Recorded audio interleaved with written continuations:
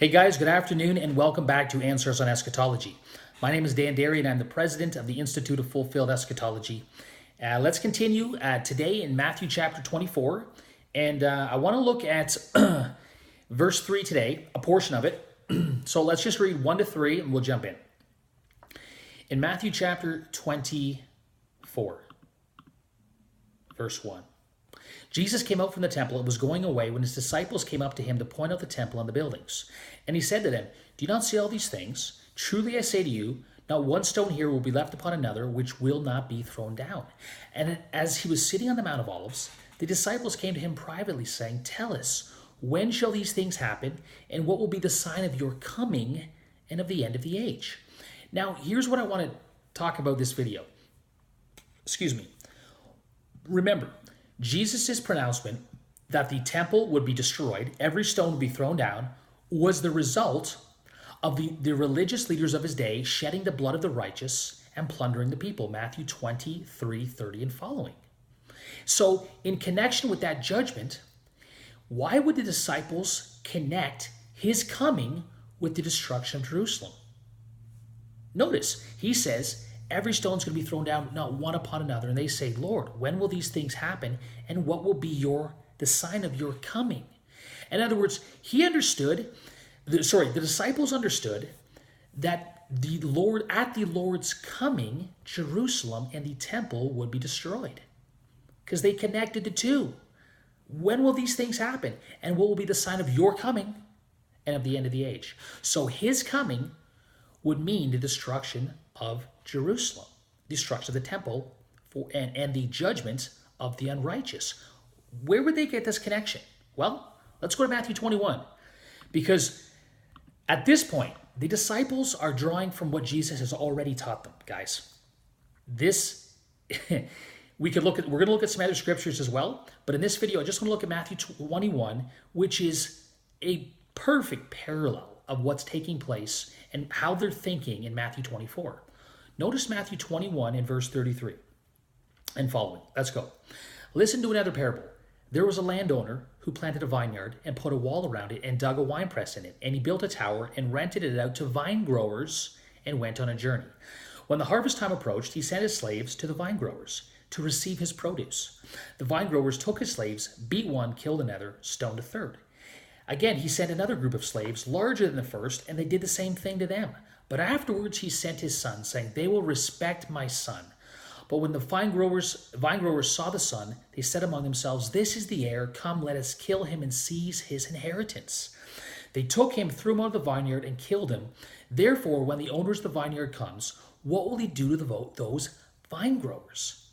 Jesus asked them, "What's going to happen to those guys who killed the son and killed his servants?" They said to him, verse 41, "He will bring those wretches to a wretched end, and will rent out the vineyard to other vine growers who will pay him the proceeds at the proper seasons." Listen, guys, in Matthew 21, Jesus tells them a parable, and it's obvious he's directing it toward Israel. This is taken from Isaiah 5. Okay, we'll get to that in the next video probably. But this is the vine growers who were the house of Israel and the house of Judah.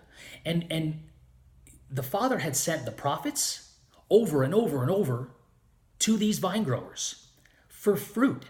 And they'd rejected those prophets. They had murdered the righteous. They had shed the blood of those prophets. And finally, in the dispensation of the fullness of times, God sends forth his son for the harvest. And they kill the son. And in retaliation and in vindication of the murder of the prophets and of the son, God destroys those wretched murderers. Are you with me? This is exactly the context of Matthew 23 and 24.